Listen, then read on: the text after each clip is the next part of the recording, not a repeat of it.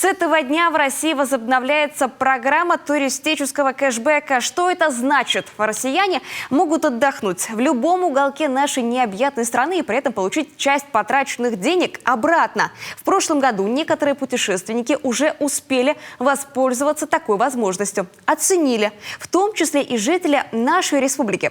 К слову, туристические объекты, которые попадают под кэшбэк, есть и в Коми. Об этом во время проекта «Час с министром» рассказала министр культуры региона Мария Балмастова. Александр Карепин подробнее.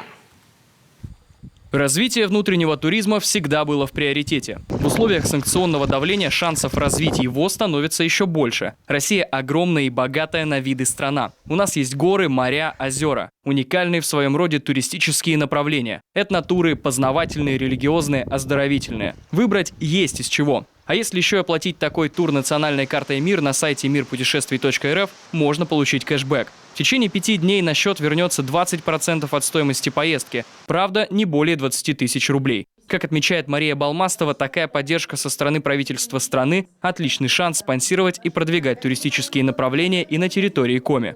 Сегодня вот действительно наша задача показать, мне кажется, нашу республику со всех сторон.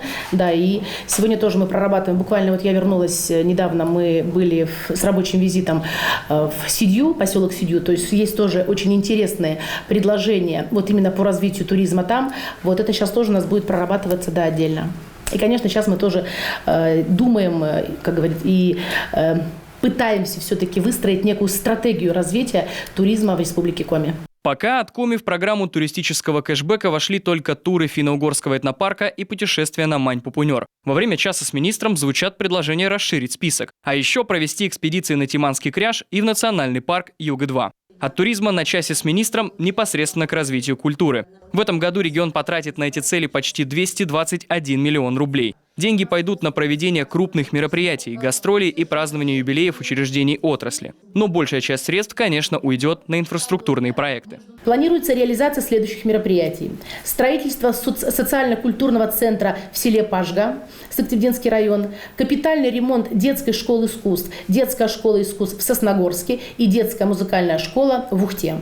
В 2022 году в детских школах искусств будет создано 2 ремесленных класса. Это в Выжимском и Сыктывдинском районах. А средства нацпроекта «Культура» пойдут на 2 крупных театра республики. Ремонт здания Национального музыкально-драматического театра и разработку проекта по реконструкции театра оперы и балета. В этом году на документы и смету потратят 100 миллионов рублей. Госэкспертизу нужно пройти до ноября 2023 года. В целях строительства здания Национального музыкально-драматического театра Республики Коми в настоящее время ведется поиск земельного участка. Сроки строительства пока не определены. Чтобы обеспечить функционирование коллектива театра на своей площадке в здании по улице Бабушкина, 4, разработана проектно-сметная документация на ремонт кровли и потолка зрительного зала. Приступаем уже во 2 квартале на реализацию данного мероприятия.